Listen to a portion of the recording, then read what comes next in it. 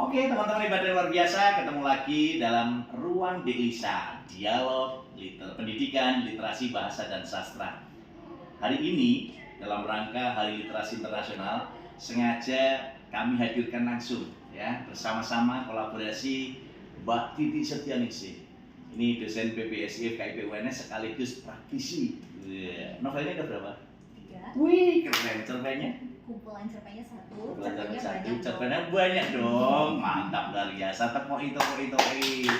Yang kedua ini Mas Kafid Ulia. Mas Dr. Kafid Ulia ini seorang praktisi, dosen PPSI KIP UNS, sekaligus praktisi wirausaha bidang literasi, dan juga ini pengajar mata kuliah edupreneur bersama saya, dan juga wirausaha di S1 dan S2. Luar biasa. Selamat sore Mas Kafid. Selamat sore.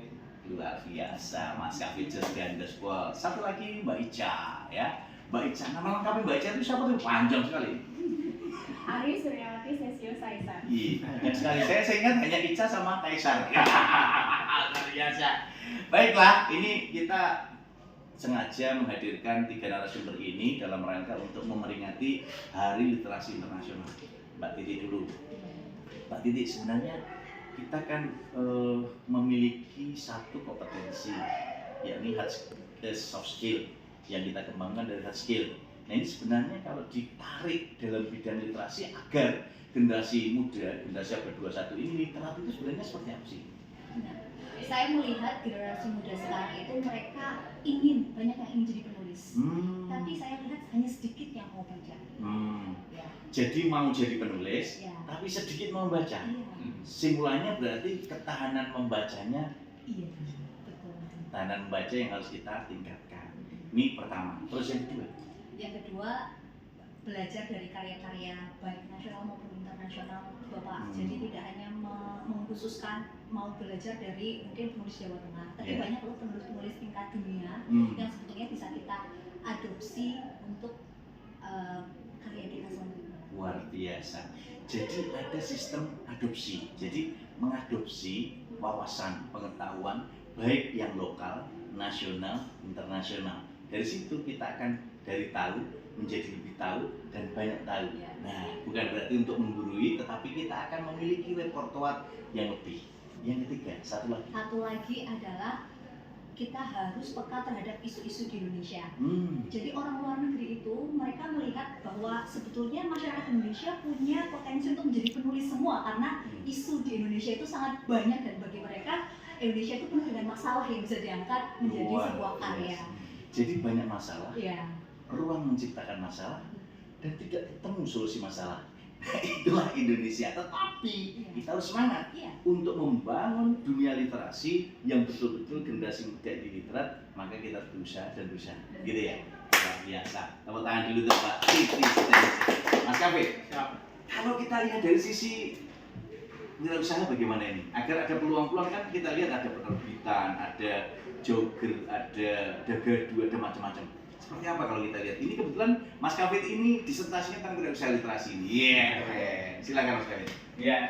Jadi sebenarnya kalau bicara peluang wirausaha literasi itu luas sekali, banyak sekali. Jadi orang bahasa dan sastra itu punya potensi untuk bisa mengembangkan sisi-sisi usaha yang pilihannya itu banyak sekali. Karena punya keterampilan berbahasa yang itu bisa masuk ke segala lini kehidupan, apalagi sisi wirausaha. Kemampuan komunikasi bisa dijual menjadi MC profesional, kemampuan menulis bisa menjadi penulis seperti Mbak Titi, kemampuan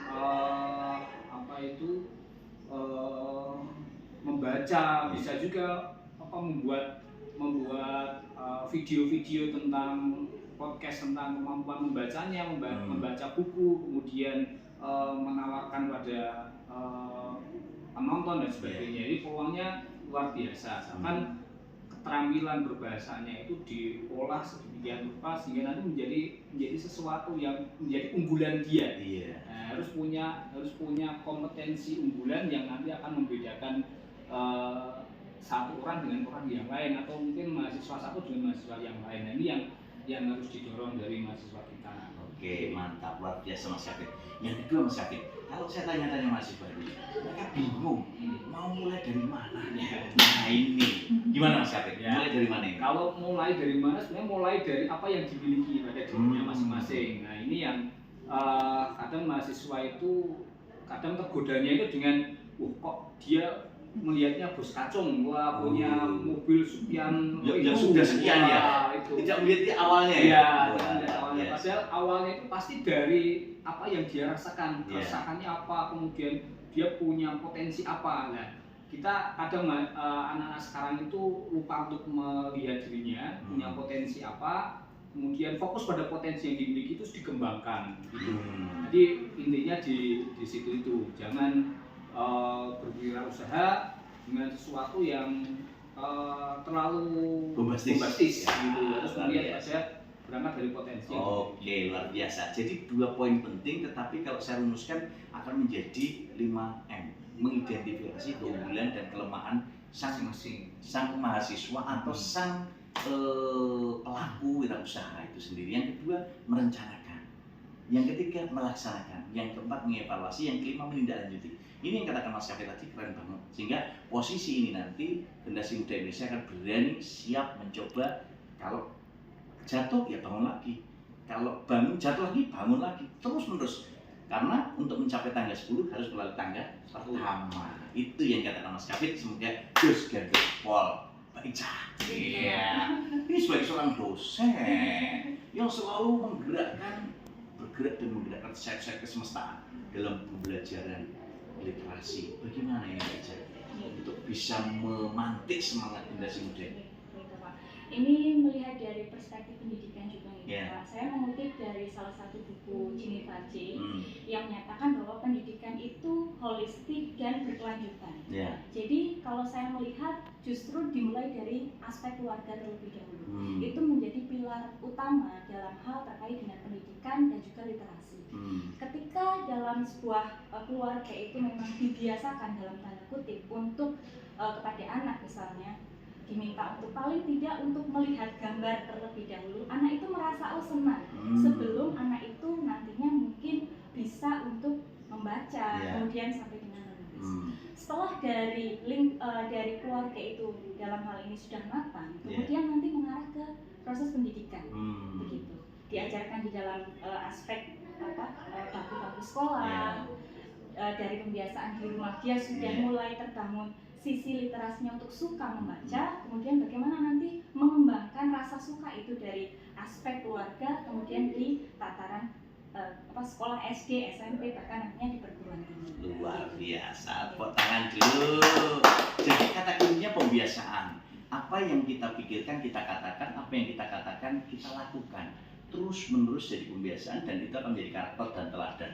Baicah Jen KP keren pol ya. Oke teman-teman pada luar biasa, ini dalam rangka untuk meningkatkan kualitas literasi dan juga generasi muda abad 21 agar literat di Indonesia. Semangat, kata kuncinya kita mulai. Kita sebarkan virus positif untuk mewujudkan generasi muda abad 21 yang literat. Bersama keluarga besar Dewisa, bersama ruang Dewisa, dialog pendidikan literasi bahasa dan sastra tentu akan menggema ayat-ayat semesta yang mampu bergerak dan menggerakkan sayap-sayap semestaan dan akhirnya mampu berdampak untuk kemaslahatan umat, karena kita semua akan menjadi penyinar dunia seperti bintang, bulan, dan matahari yang selalu menyinari bumi, baik tampak maupun tidak tampak oleh manusia. Semangat kita bersama. Dewisa cerdas, kreatif untuk Indonesia.